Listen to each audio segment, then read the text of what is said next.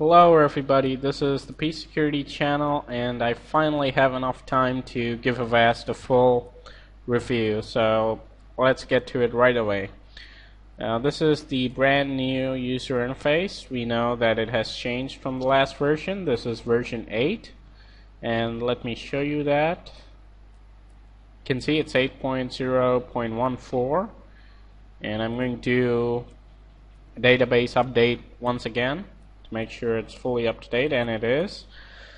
So now everybody loves this new UI, but I'm here to state my opinion, so I will do exactly that. In my opinion, this is not a great user interface. Why? Now that's what I'd like to explain a little bit. Now we've got our scan button here. I have no problems with this. Now first thing I do not like is the way it expands. I mean, it kind of like, it's a little bit annoying for me, but I guess I can deal with that. But if you click on scan, it's going to do a scan, that's fine. But what have we got here? Firewall, this is not even available in the free version. Safe zone, again, not even available. Market, I mean, seriously, how many people just open the AV interface and go to market? Statistics, I mean, come on, nobody uses statistics that much. And the software updater is a useful tool, I found out, but still not that important. I have no problem with this being here, but the rest, I just think that they shouldn't be here. And if you look at this user interface, you can see it's like there's so much space available, and the things they've got covered in here are not the ones that are important. Now if we go into security, we see virus protection and we see all the shields, that's nice. And if we go into antivirus, now these are all the important components that maybe we should want to look at, and they're all crammed into this tiny bit of room. And in the last version that was a little bit better because this thing was like the whole interface. There wasn't this home button anymore. So now that there is a home button, either I would suggest you make these customizable or you put in some important components there, because I just find it annoying that they've given so much space to stuff that doesn't really matter. Like they have a full tab for recommend. Now let's see, what do we have here? I guess we'll see 3 buttons: Facebook, Twitter, and something like that. Now this is not something that everybody would want to like give. There you go. So this is what you get here. Now there's so much free space being wasted here, and when it comes to the important part, everything is just crammed into this tiny little area. Now that's something that I do not like personally. But then again, user interface is a matter of preference. I would like to see those components maybe spread out over here. That would be more nice for me. But I'm sure most people are comfortable with this thing, so I'm not going to complain too much. Still pretty much easy to use. I mean, it's just annoying for people like me who like to mess with the settings and we have to go so deep. So let's get to it, the settings. It's very similar to the last version, but we have some extra components. Software updater checks for updates of different software installed on your computer, so I think this is a really useful tool because most people use external programs to do that. This would help. And then you've got your web rep, your anti-phishing. This thing, I've like tested it out and it's not that great. I mean, it doesn't catch any phishing websites. I mean, as far as I tested, barely caught anything that was not caught by Chrome. But we won't be testing that in this video. Anyway, so we've got basic, update, cloud services. There's really no point in going through all of these. Now the interesting part is under the file system shield, I have only changed one setting, that is scan for potential unwanted programs. I generally do like to change some things here, but I do not do that. I'm not going to do that this time. We have everything in stock, so you can see they've got the auto sandbox and it's got different reasons for auto sandboxing. So if you don't, if it finds too many, I mean if it sandboxes too many files and you don't like that, then you can like turn these on and off and whatever. So You've got your behavior shield. Now this thing is something that I'd really like them to improve because it's not very active as far as I know. Monitors real-time behavior and blocks some of those malicious behaviors, but I'd like them to improve this component. Now, it's set to auto decide. When I use it, I don't use Avast, but if I would use it, I'd probably set it to ask because I like to have more control. But in this test, we'll set it to auto decide. So everything at stock, just one setting change, that's detection of PUP. Now let's turn this off, close it. And let's look at our memory usage here. Got 2 services, I'm pretty sure. Yep, 2 services, and they're using about 5 megs. Keeps going up and down. It's between 5 to 15 from what I've seen. You can see there it went down again. Now it's going back up. So, averaging at about maybe 6 or 7 megabytes. So it certainly gets my dinosaur certification. This is the kind of AFI that dinosaurs just gonna love. So, no problems there. Let's open up IE, and we have some special guests today, and they're right here. They're all really nice and friendly guests. And I think we have one PUP here that is, yeah, I think this one's a PUP. Now, I don't know. I've turned on PUP detection, so we'll see if Avast catches that, because a lot of people complain that Avast doesn't block adware and stuff like that. So, but this one should be caught. I checked and made sure that it was PUP before I bought it, so it's not a false positive or anything. So here goes number 1. Threat has been detected. Okay, thank you Avast for telling that. It's blocked the first one as a malicious URL. So got rid of that one. Let's go for the next. Not sure if that one's a PUP or this one. We'll find out in a moment.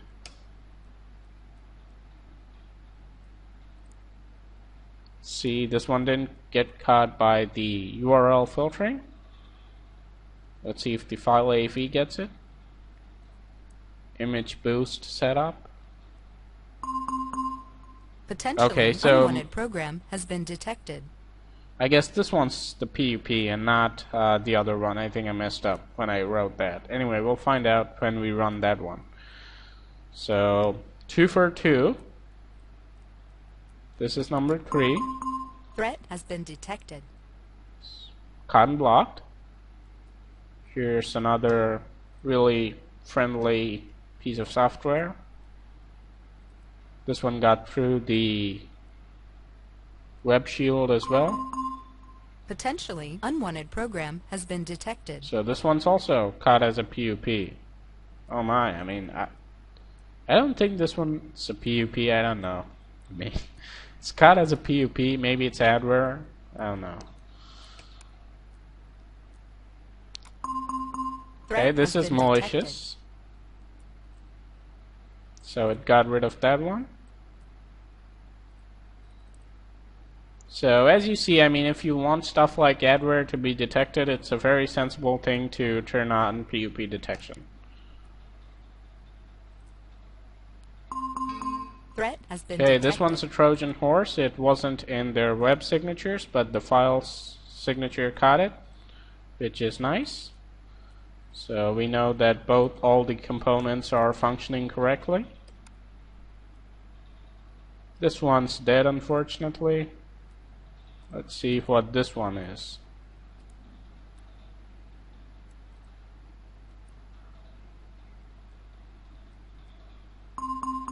Yeah, this one is a PUP. You can see this Solimba queue. This is a very common adware that's just flooded in the internet right now. So we had 3 PUPs and Avast successfully blocked all 3 of them. Threat has been detected. And of course it also blocked the real dangerous malware. Let's see if it catches the last one. Damn, it's dead. It's not a great way to end, but anyway, I'm not gonna get any more links. So that was the link test, folks. I think you'll all agree that there's no point to scan with Hitman Pro or Malwarebytes because nothing even made it to the memory. So I'm going to turn Avast off right now and grab my malware. I'll just disable for 1 hour. So just give me 20 seconds. Welcome back, everybody. I've got some more friends to deal with. There are 499, I guess. Let's make sure. Yep, 499. And if we look at all of these, they're all brand new malware. In fact, they're not from today, they're from yesterday. So let's see how Avast deals with them. So I'm doing a right-click scan. No, I should have done it the other way because this is not going to detect PUPs. Anyway, I'll do this first. I'm going to remove everything, and yeah, let's see what's the difference in detection, if there really are any PUPs in there. So that'll be nice to see. So it's not going to scan for PUPs, I guess, this time, but the file antivirus does have PUP turned on, so if I try to run something, it's still going to detect it. So found all these things. I'm going to delete everything. I'm going to show no mercy to anyone. And it should be really quick, and it is. So let's see what we're left with. 14 items. So let's bring up calculator.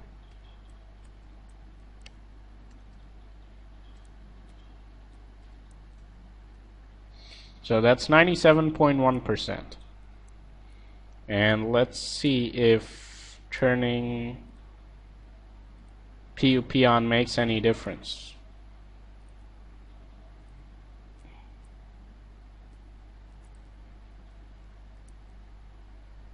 I guess it.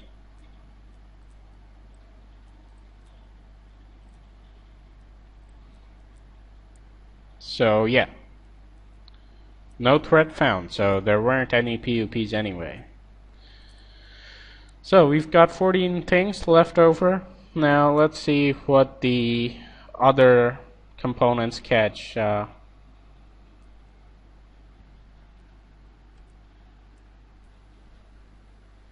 mean, there is the evogen, which can detect stuff that the file antivirus can't, in runtime, of course. And there is the sandbox, which analyzes stuff. So let's see how these two things work out. So this one is being analyzed by the sandbox, and oh, that is really nice. In fact, this is the first time I'm seeing that a file got analyzed in the sandbox and it was detected. Generally, it just says that we couldn't figure out what the file is and whatever. But this one actually got caught by the sandbox and verified to be malware. So this is really amazing. I just thought that would never happen. So this is the second one. Let's see if anything happens to this guy. It's running. Didn't quite. Okay, so this one, it does not know what to do with. So it ran in the sandbox, and I should just hit close. Now there's a lot of debate over this thing here. Continue execution. People don't want it to exist. Just because someone, if they see it, they're probably going to hit continue. And I think I'm going to agree with that. Because I think there should be an option to run the file outside the sandbox, but it shouldn't be continue execution, because it doesn't really tell you if it's going to run the file, if the file is going to keep running in the sandbox or it's going to run outside the sandbox. I think it runs outside. So this might be confusing. So I also think they should get that fixed, but that's not a really big deal. After you learn how to use the program, it doesn't make any difference. So let's try running this one here. Now this is also going to be analyzed.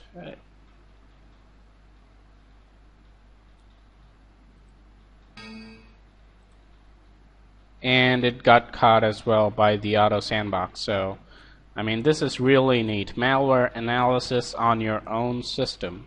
Ever thought of that? That's exactly what this does. So we must understand that, okay, this is adware and it's signed. So it's really hard to say what to do about this. Okay, I'm gonna make it a rule. If it ever asks me directly if I want to install this shit or not, then I'm not going to consider it as adware. Let's see what happens if we hit the close button. There you go. It just minimizes. It doesn't go away. It just minimizes. So there's the only way to actually close this is right-click and close, I guess. So I don't know. I mean, should I consider it as infected or not? I think I've done a test before where I've considered this piece of adware. Just let it run. So that's what I'll do. Just let it run. I mean, stuff like this, it's really hard to say what to do about this, whether to consider it as adware or not, because you can still close it if you right click and close. If you don't want to install it, it still gives the user the option, but it's kind of like hidden, and I don't like that. I think there should be some option here to cancel, and close button should close it, not minimize it. So that's not good. So that looks like this adware is going to be missed by Avast. And I will check up the firewall detection rates just to see how many engines catch this.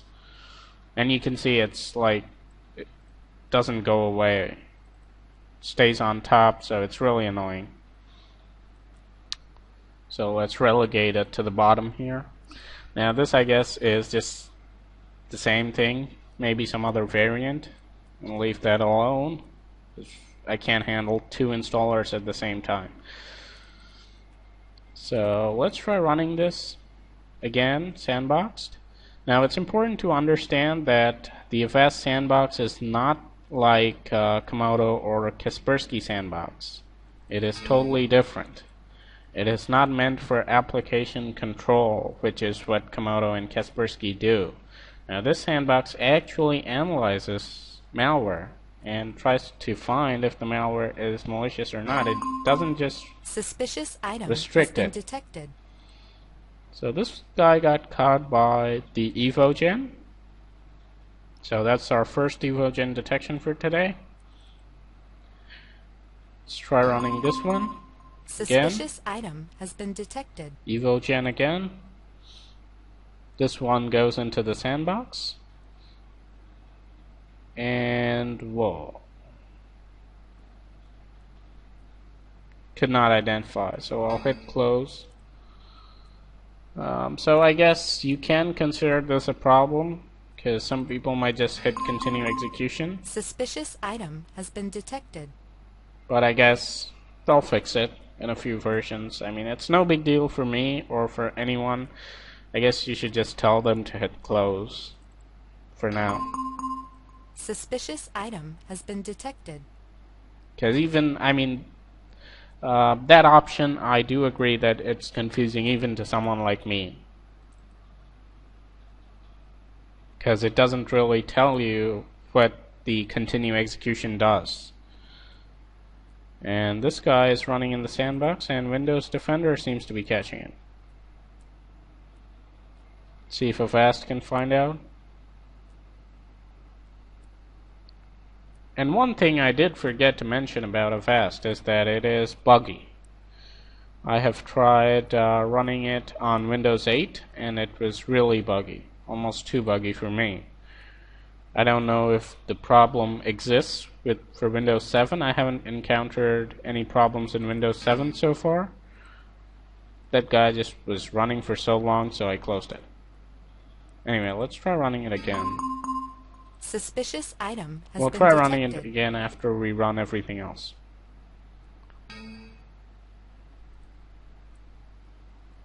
Okay, this one got caught by the Auto Sandbox, which is really nice. This thing is downloading and installing. Really nice, incredible adware. So let's try running this one again.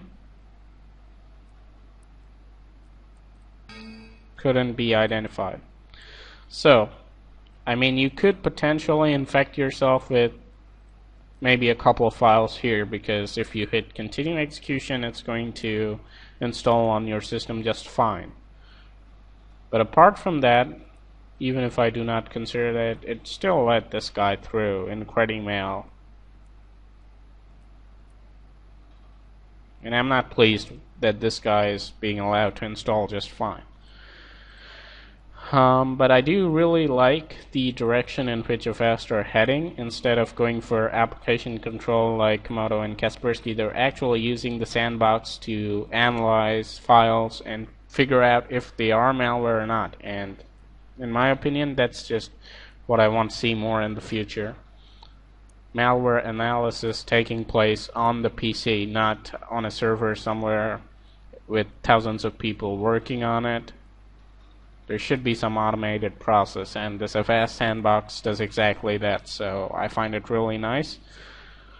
However, it still has a lot of stuff to improve upon. There's still tons of room for improvement. You can see this Mail got through. Apart from that, everything else was blocked pretty much. This one got through because it had a digital signature. I mean, I don't know if people like using this or not, but in my opinion, if it doesn't allow the user, if it tries to deceive the user, it should be considered as adware. But that's just my opinion. I mean, if you're hitting close and it's not closing, it means it's not listening to the user. It's not obeying the user's instructions. So it should be flagged.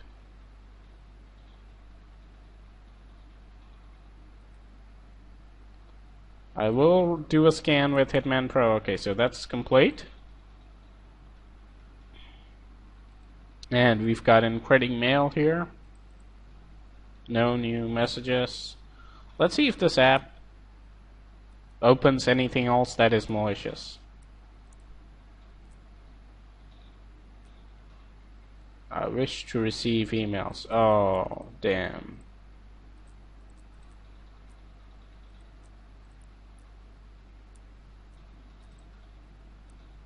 Okay, so I'm going to have to set up my email, which I'm not going to do, obviously.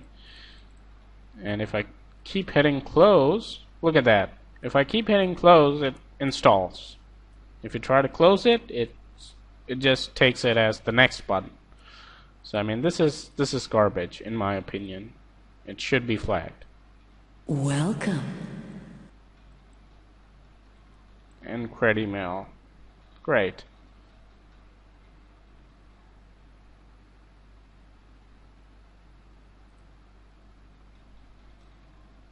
I don't know if this might be a legitimate application, but I'll try uploading this to Varstol. So I'll do a scan with Hitman Pro and try to upload this to Varstol, and I'll be back when both of these things are done. Hitman Pro finished scanning and did not find a single infection, and Mail is actually right now being considered as a legitimate program. I searched up a lot of sources online, and there are people who use it. So it's not fair to classify it as malware, although it's annoying nevertheless, and I won't use it personally, but it is not a piece of malware. So, there you have it. It's the third clean sheet in a row for Avast Free Antivirus. I've been testing it so many times, and this is the third time that it's proved that it's a really good security program. So I cannot not recommend Avast at the moment. I just have to recommend it. I have no choice.